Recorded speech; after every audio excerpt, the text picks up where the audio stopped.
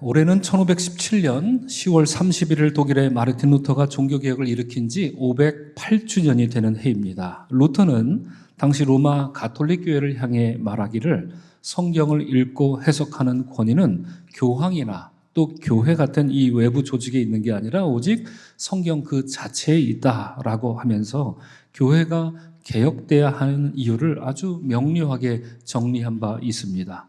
이러한 마르틴 루터의 종교개혁 정신은 오늘 서병 장로님이 이 마음을 담아 기도하셨는데요. 오직 성경으로만, 오직 믿음으로만, 오직 은혜로만이라는 이 세 가지 주제로 요약할 수 있는데요. 모든 교회가 따라야 할 권위는 무슨 교황에 의한 것이라든지 혹은 전통 따위에 의한 것이 아니라 오직 성경만이 절대적 기준이 되고요.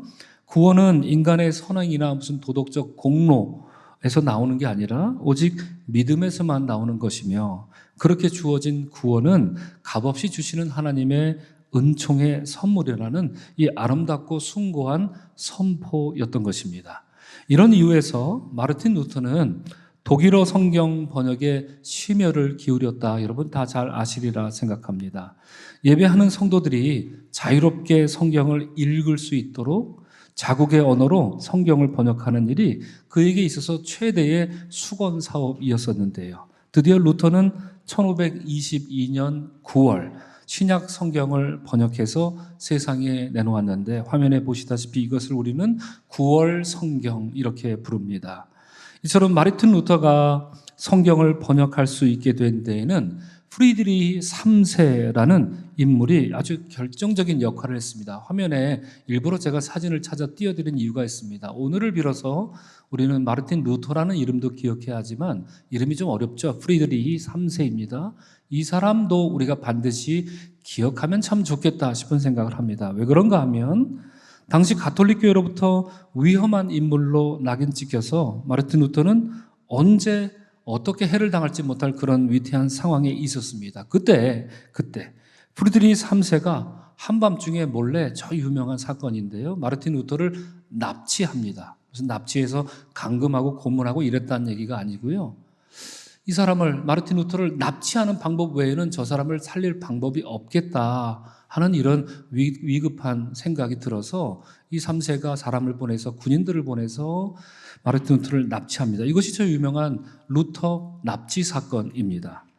당시 가톨릭 교회는 루터를 돕는 자도 처벌하겠다, 똑같이 처벌하겠다 이렇게 엄포를 놓은 상태였기 때문에 루터를 숨겨주는 일은 어떤 일입니까? 자기 목숨 거는 일이었습니다. 그렇지만 프리드리히 3세는 루터를 자기가 있는 성에 10개월 동안 숨겨줘서 루터가 안전하게 그리고 평안하게 라틴어로 된 성경을 독일어로 번역할 수 있도록 도와주었던 것입니다. 몇 해 전에도 제가 그래서 이 이미지를 보여드린 적이 있는데 화면을 보시면 이 성이 마르트부르크 성입니다. 아래로 마을이 내려다 보이는 높다란 언덕 위에 위치한 이 성은 오늘 우리가 말씀 나누기 전에 방금 전에 찬송했던 내 주는 강한 성이요 라고 하는 이 노래의 모티브가 된 성이기도 합니다.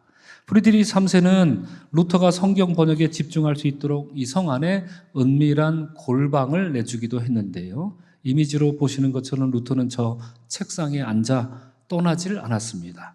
성령의 도우심을 받아 기도하면서 약 11주 만에 정말로 인간이 할 수 있는 일이 아니죠. 11주 만에 성경을 번역해서 이후 기독교 역사를 바꿀 위대한 종교개혁의 촛불을 밝혔던 것입니다. 바로 저 방에서 말입니다. 이처럼 루터가 종교개혁의 촛불을 밝히기 위해서는 제가 방금 기억합시다 이렇게 말씀드렸던 것처럼 프리드리히 3세라는 인물의 용기와 결단, 목숨을 내건 그의 헌신과 수고가 뒷받침되었기에 가능했다라는 점에서 저는 오늘 본문 사도행전 17장을 통해서 여러분들과 촛불을 지킨 자들의 종교개혁이라는 제목으로 은혜를 나누고자 합니다. 지난주에 우리가 나눴던 사도행전 16장부터 오늘 본문 17장 그리고 다음 주에 나눌 18장까지 사도 바울은 제2차 선교 여행을 하고 있는데요. 이때 바울 사도는 지난주 나눈 것처럼 자기가 방문하고 싶었던 곳이 있었습니다. 나 여기 가서 복음 전하고 싶어. 그런데 어땠습니까? 성령이 막으시고 예수의 영이 나타나 허락하지 않고 그랬습니다. 그래서 가고 싶은 곳으로 가지 못하고 가고 싶지 않은 곳으로 가야 했던 것이지요. 가고 싶은 곳은 막았기 때문입니다. 그리하여 마케도냐로 건너와서 우리를 도우라 하는 이 환상을 봤을 때 성부 하나님이 나타나셔서 그것이 맞다, 건너가라 확신을 주셔서 바울은 배를 타고 유럽으로 건너갔다 하는 이야기를 지난주에 나눴죠. 바울 선교 여행의 경로는 그가 임의로 정한 게 아니라 성부, 성자, 성령 하나님의 명령에 복종한 여정이었다 이렇게 말할 수 있는데요. 그중 오늘 여러분과 함께 빌립보, 데살로니가 그리고 베레아에서 만난 아주 소중한 사람들에 대해 여러분들과 은혜를 나누고자 합니다. 첫째로 바울은 오늘 본문은 아니고 지난주 본문이었는데 사도행전 16장을 보면 도시 빌립보에 바울이 갑니다. 여러분 다들 잘 아시는 이야기입니다.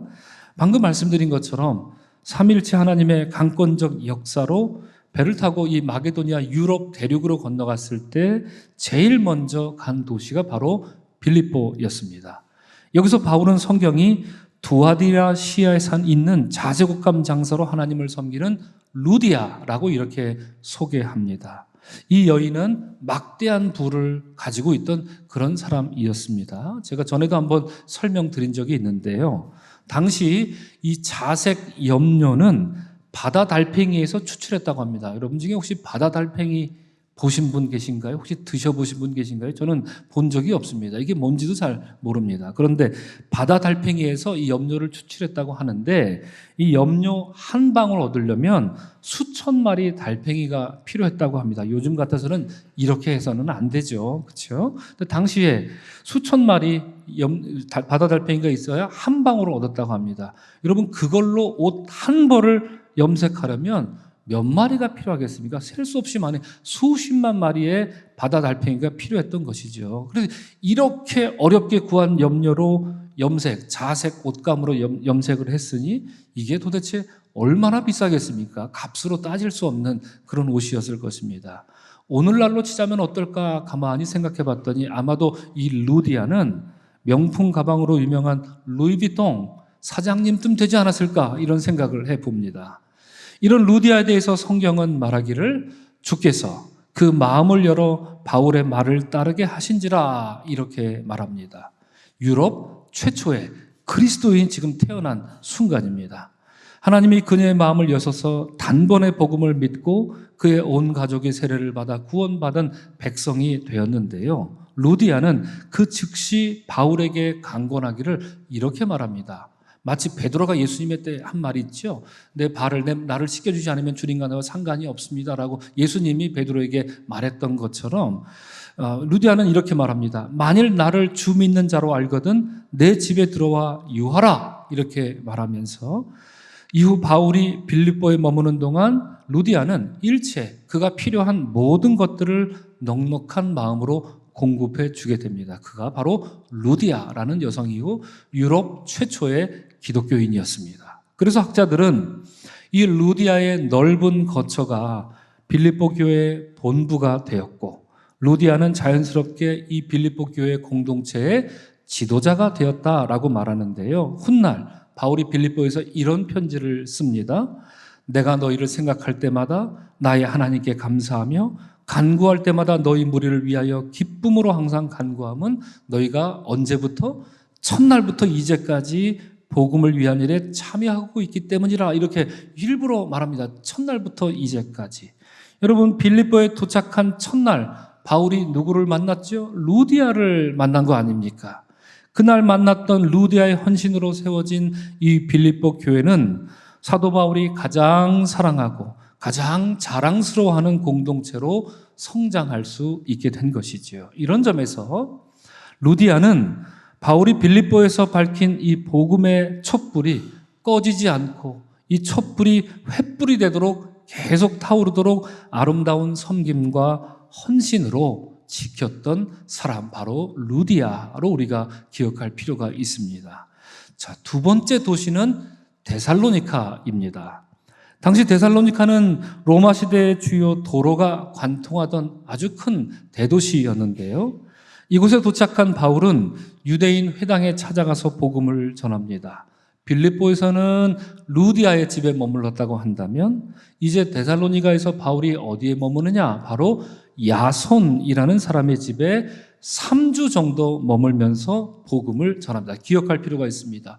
야손이라는 이름과 얼마나 머물렀다고요? 겨우 3주 머물렀습니다. 데살로니가의 말입니다. 그 결과 어땠습니까? 본문이 이렇게 말합니다. 경건한 헬라인의 큰 무리와 적지 않은 귀부인이 권함을 받고 바울과 실라를 따랐다. 이렇게 말할 정도로 바울이 데살로니가에서 밝힌 복음의 촛불이 이제 환하게 벌써부터 타오르고 있었던 것입니다. 자, 그런데 아시다시피 제가 말씀은 안 드렸습니다만 빌립보에서 바울은 감옥에 갇힌 적이 있죠. 얻어맞고 그러다가 지진이 일어나서 하나님이 구해주신 그 사건 우리가 다 잘 알고 있지 않습니까? 어려움이 있었습니다. 데살로니가에서도 문제가 있었습니다. 방금 나눈 것처럼 이 어디서 듣도 보도 못한 이 외지에서 굴러들어온 바울이라는 자의 말을 듣고 데살로니가 많은 사람이 그를 따르고 있다 하는 소식을 듣자 유대인들이 시기를 한 겁니다. 저들은 시기에서 끝나지 않고 성경에서 손꼽힐 정도로 아주 끔찍한 방법을 고안해내는데 본문 5절 말씀을 보면 이렇게 말합니다. 저자의 어떤 불량한 사람들을 데리고 떼를 지어 성을 소동하게 하면서 야손의 집을 침입했다 이렇게 말합니다. 이게 어떤 일입니까? 요즘으로 말하자면 어떤 사람들이 거리에 조직폭력배 한두 명도 아닙니다. 떼를 지었다 말하지 않습니까?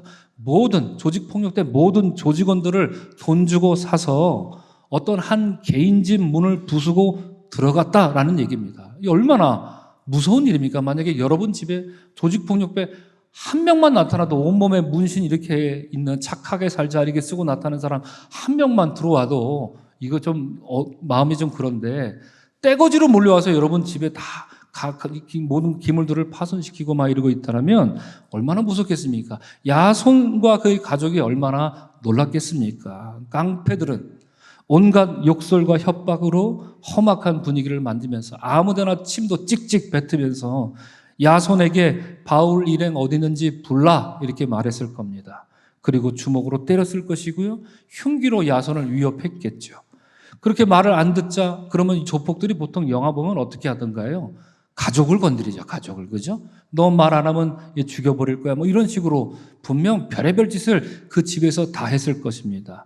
자, 여러분이 야손이라면 이런 상황에서 어떻게 하시겠습니까? 나는 바울이 어디 있는지 말하겠다. 마음으로만 손들어 보십시오. 나는 바울이 어디 있는지 말하지 않겠다. 그냥 숨겨주겠다. 어떻게 하시겠습니까? 야손은 죽으면 죽었지 끝까지 입을 열지 않습니다. 와, 놀랍습니다. 참으로 놀랍죠. 왜 놀랍습니까? 정말 놀랍습니다. 왜 그런가? 야손이 예수 믿은 지 지금 얼마나 됐다 그랬죠, 여러분? 3주 됐어요, 3주. 3주가 채 안 된 겁니다. 그 짧은 3주 만에 야손은 어떤 영성의 경지에 다다랐냐? 순교자의 영성, 그 경지에 벌써 다다랐다라고 하는 것이죠. 이런 인물이 성경에 또 있을까요? 정말 드물 것입니다. 이에 유대인들은 안 되겠구나, 이런 말로 안 되는구나 하고 이제 끌고 나갑니다. 더 이상 해코지할 수 없으니 다른 방법을 택하는데 그와 형제들을 데리고 재판장으로 끌고 갑니다. 그들이 야손을 고소한 내용을 보니까 이런 것인데, 첫째는 야손이 천하를 어지럽게 하는 바울을 맞아들였다. 둘째는 로마 황제를 거역하고 예수라는 또 다른 임금, 즉 황제가 있었다. 이걸 주장한다. 이게 고소 내용입니다. 첫째, 소요죄, 천하를 어지럽게 하는, 물론 이 소요죄 오리지널 피고인은 바울인데 그런 바울을 야손이 웰커밍했다라는 것이 죄입니다. 그러니까 똑같이 소요죄로 처벌될 수 있다. 똑같은 놈이구만. 이렇게 처벌될 수 있는 죄목이었던 거죠.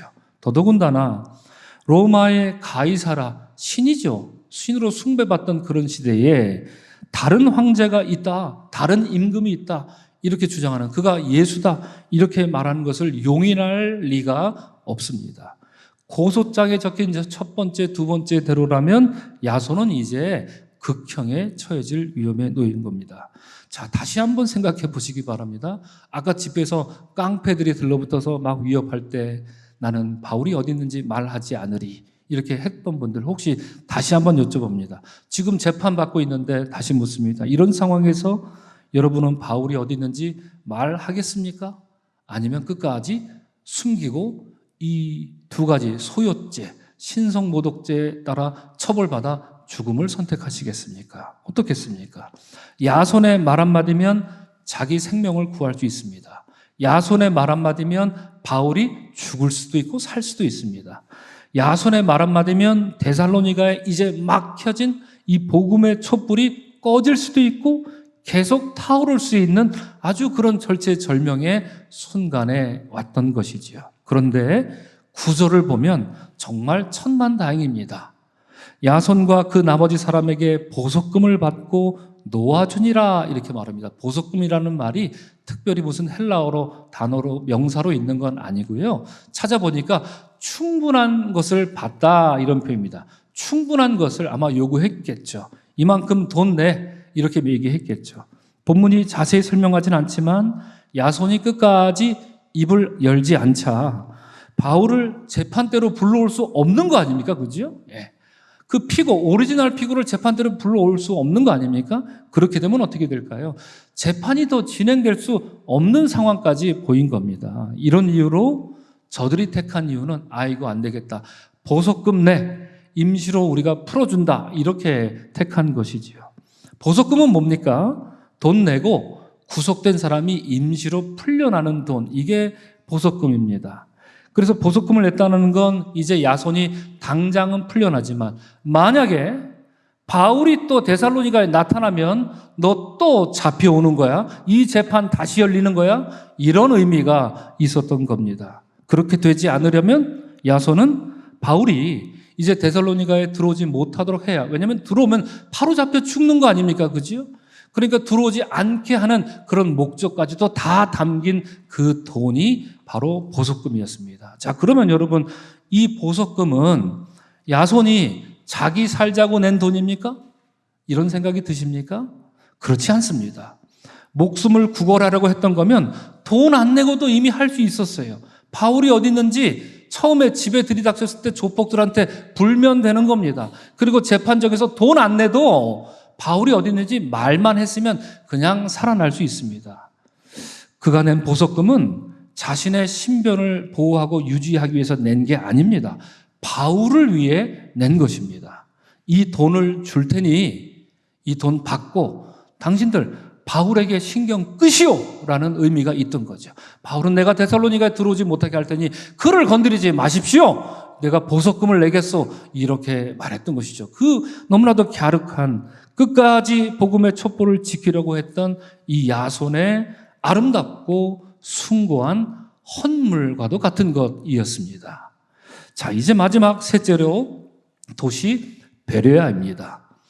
야손이 보석금을 내고 풀려남과 동시에 바울은 이제 베레아로 내려갑니다. 10절 말씀을 보면 이렇게 말합니다. 우리 다 같이 화면을 보시고 읽겠습니다. 시작.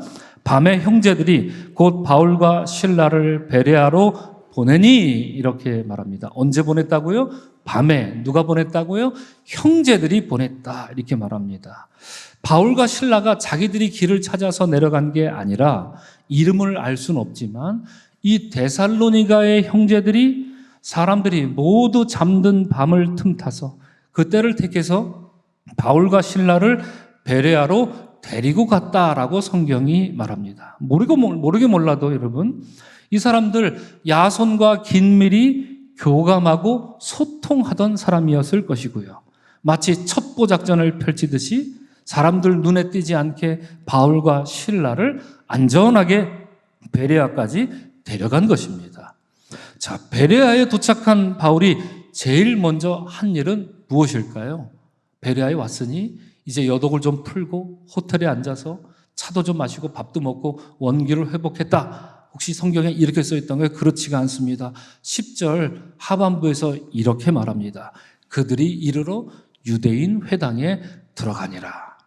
여러분, 이 답답한 이 못난 바울을 한번 보시기 바랍니다.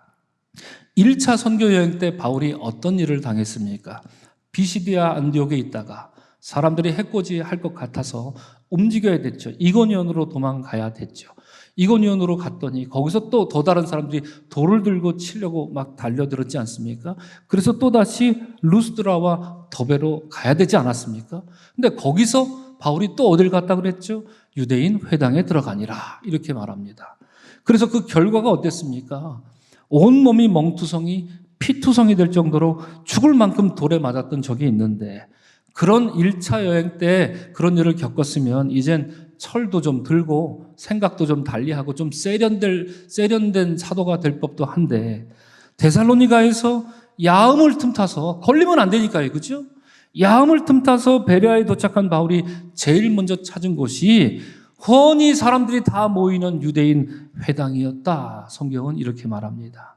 바울은 가는 곳마다 복음의 촛불 켜기에 멈춤이 없었다라는 것을 우리에게 성경은 말하고 있습니다.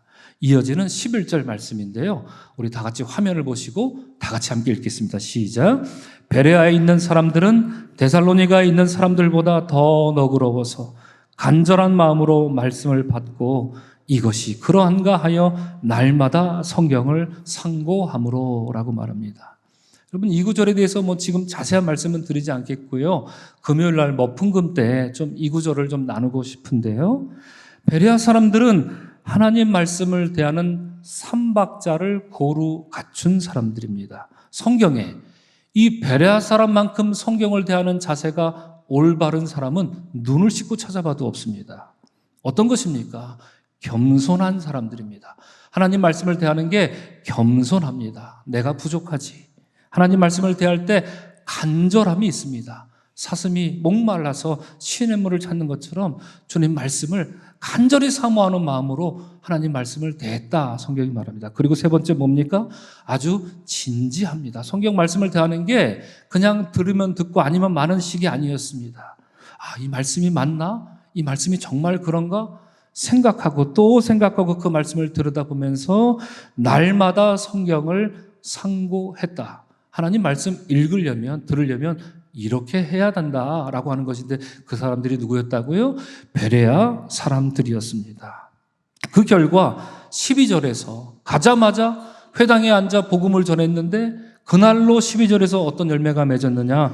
그 중에 믿는 사람이 많고 또 헬라의 귀부인과 남자가 적지 아니하니라 이렇게 말하는 것처럼, 바울은 도망쳐서 도착한 베레아에 와서도 뭇 영혼들에게 복음의 촛불을 환하게 밝힌 것입니다. 참으로 놀라운 사역입니다. 하지만 여러분, 앞서 데살로니가에서 야손을 위협했던 그 유대인 무리들이 어떻게 알게 된 건지, 바울이 저 베레아로 내려갔다, 그리고 저 베레아에서도 유대인 회당에 나가서 똑같이 그 짓을 하고 있다는 것을 듣게 된 겁니다. 그래서 듣고 그랬어? 하고 씩씩거리며 분하고 그냥 그러고 있을 법도 한데, 이놈들 너무나도 악독한 놈들입니다. 다시 깡패들을 대동해서 베레아까지 찾아옵니다.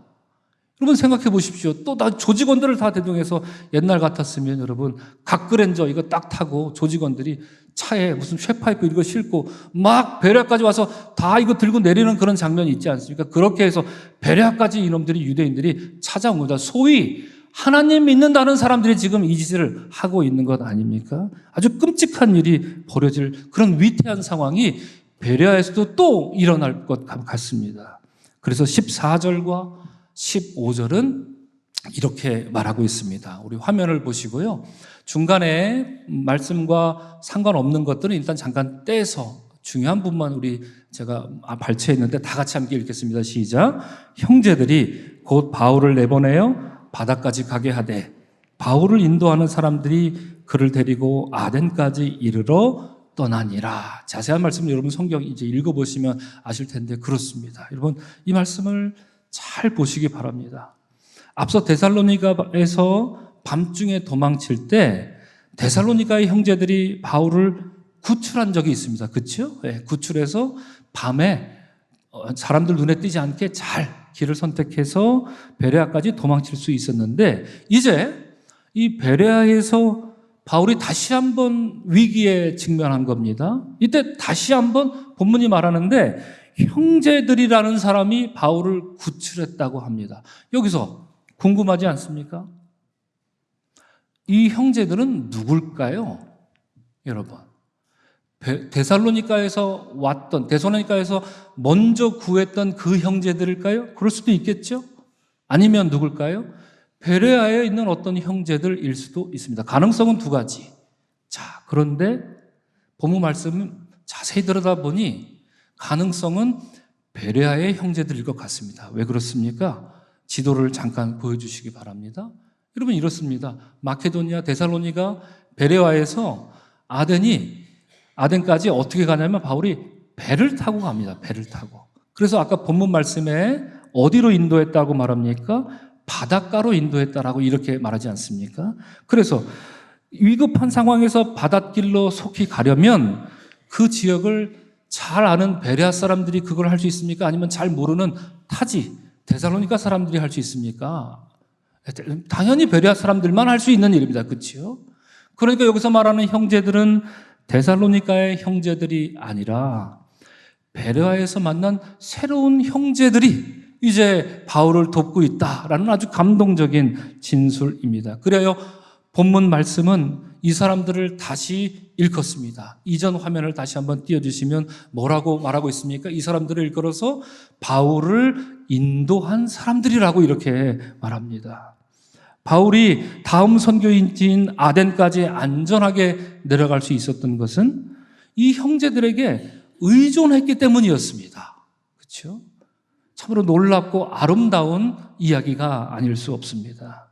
이처럼 바울이 밝힌 복음의 촛불은 데살로니가의 형제들 그리고 베레아의 형제들이 안전하게 지켜준 덕분에 꺼지지 않고 타오를 수 있었습니다. 이 형제들이 없었다면 바울이란 촛불은 거센 바람을 만나 연기만 남기고 벌써 사라졌을 수도 있었을 것입니다. 오늘 이 예배에 나오신 사랑하는 성도 여러분, 오늘 508주년 종교개혁주의를 맞아서 우리는 촛불을 지킨 자들의 종교개혁이라는 제목으로 은혜를 나누고 있습니다. 앞서 살펴본 것처럼 독일의 마르틴 루터에게는 프리드리히 3세라는 인물이 있었습니다. 그가 루터를 헌신하지 않고 자기의 생명을 바쳐서 지켜주지 않았더라면 종교개혁의 역사는 루터가 로마 가톨릭 군대에 붙잡혀 죽었다라는 이 한 줄 허망한 기록과 함께 사라졌을지도 모릅니다. 하지만 마르틴 루터가 밝힌 종교개혁의 촛불은 프리드리히 3세의 헌신으로 꺼지지 않고 안전하게 지켜졌고요. 그 촛불은 이후 횃불이 되어서 오늘 우리가 이곳에서 예배하고 있는 아름다운 주님의 은혜가 우리에게까지 임할 수 있었던 것입니다. 오늘 본문에서도 우리는 그런 인물들을 만났습니다. 첫째는 빌립보의 루디아였습니다.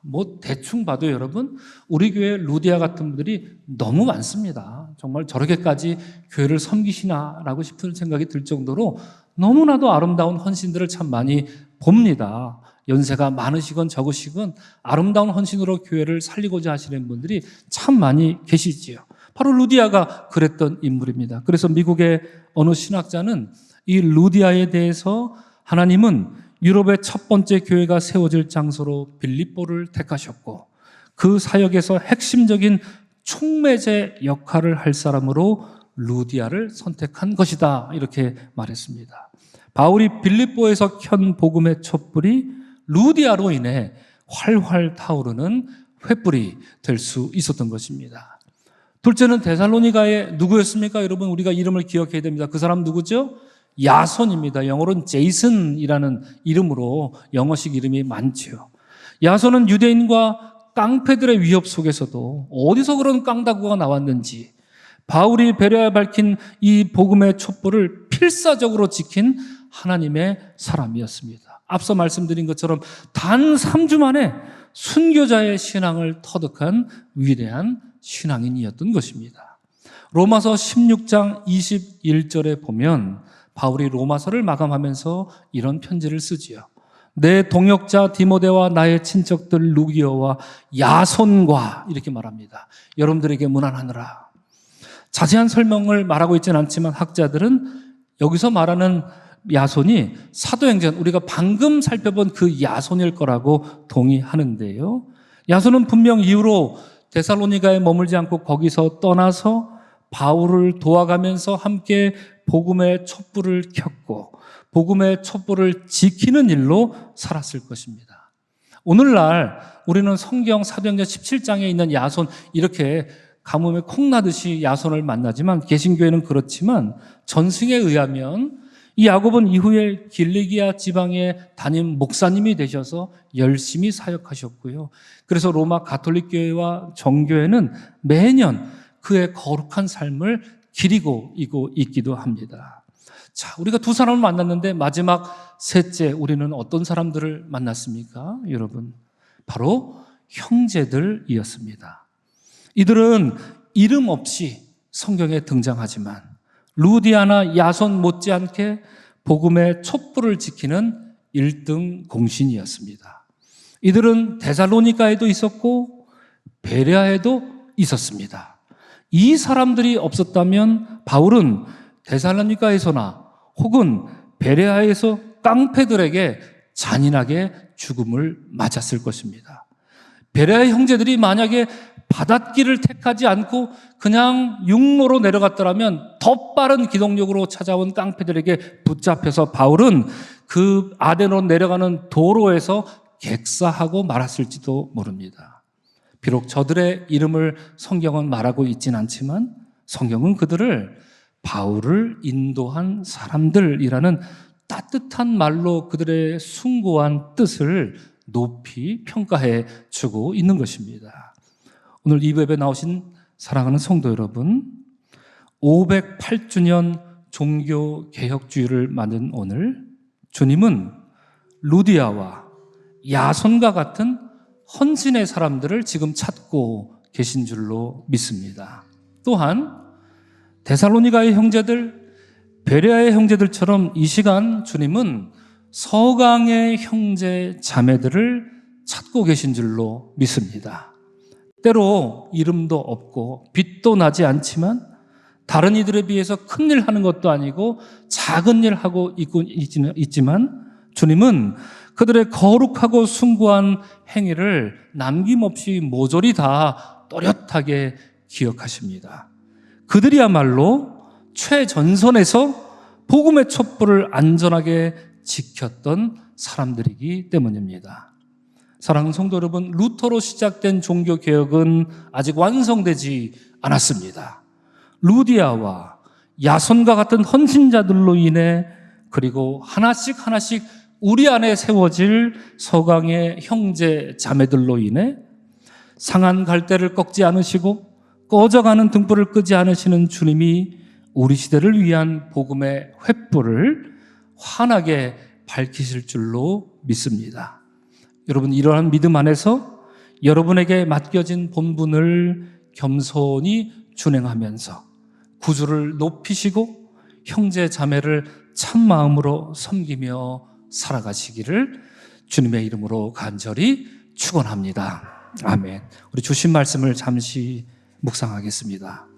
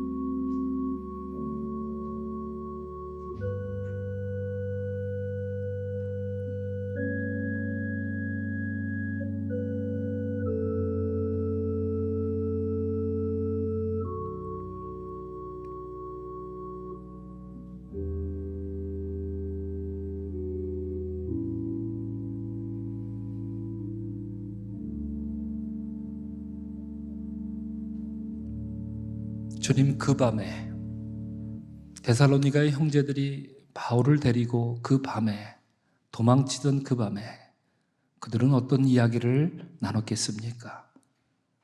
피차 나누는 미소와 그러나 긴장을 늦출 수 없는 긴박한 상황 속에서 복음의 촛불이 꺼지지 않고자 최선을 다했던 데살로니가의 형제들. 주님, 그날에 베레아의 형제들은 육로를 택하지 않고 바닷길로 향했습니다. 그것이 안전하다 생각했기 때문입니다. 그들의 수고와 헌신과 그들의 노력으로 안전하게 아덴으로 갈 수 있었던 바울을 생각합니다. 주께서 이 시간에 서강의 형제 자매들을 찾고 계신 줄로 믿습니다.